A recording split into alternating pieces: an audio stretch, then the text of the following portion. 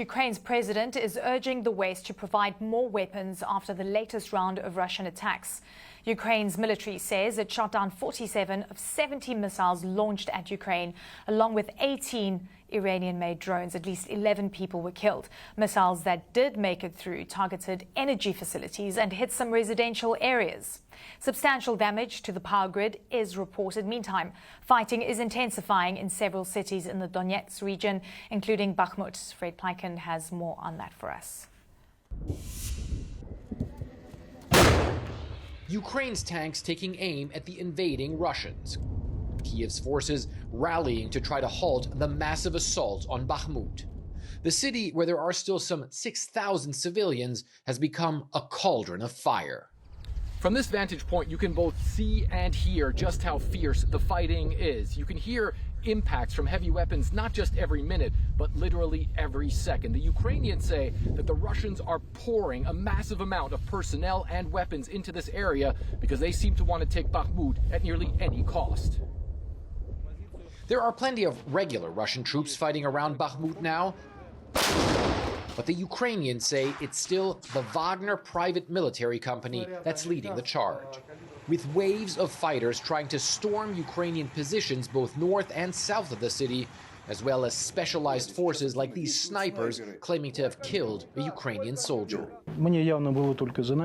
All I could see was a curtained window, the sniper says. The person who was paired with me saw a thermal outline, and I just determined where to shoot. Wagner's boss, Yevgeny Prigozhin, often touts his militia's successes, but the cost is immense. This is a Wagner cemetery in the Krasnodar region of southern Russia. Row after row of fresh graves, a disposable force used to take just a few kilometers of land. Wagner acknowledges recruiting prisoners straight out of jail and throwing them on the battlefield with minimal training and only slim chances of survival. That same indifference shown in Russian strikes that kill and maim Ukrainian civilians every day. These folks are cleaning up after a Russian missile landed in their neighborhood near Bakhmut. We were getting heating from the heating plant, which was hit, Yuri tells me. Yesterday at 3 o'clock it was destroyed, so now we have no electricity, no heating, we have nothing. And a few miles away, one person was killed in another densely populated area. Some of the long-distance drones and missiles that Russia uses to attack Ukraine come down right near civilian areas. This here is only a few yards away from a kindergarten. However, others are used to directly target critical infrastructure. More than 50 missiles fired just on Thursday, and while many of them were intercepted by Ukrainian air defenses, some were not brought down, adding to the daily toll of destruction. The missile terror, more motivation for Ukraine's soldiers around Bakhmut to stand their ground and bring Vladimir Putin's invasion to a standstill. Fred Pleiken, CNN, near Bakhmut, Ukraine. Sam Kiley is back with us this hour from Kyiv. We just heard Fred's report, the incessant bombardment, specifically in Bakhmut. And of course, there's been advice to the Ukrainians, focus elsewhere. Could you give me an idea of what is happening on the front lines here, Sam? Well, you've got an 800-mile front line at least, stretching from the north of this country in a great kind of U shape all the way round to the south. Now, the fighting has been concentrated in the east, around Bakhmut, but also towns to the north and south of there.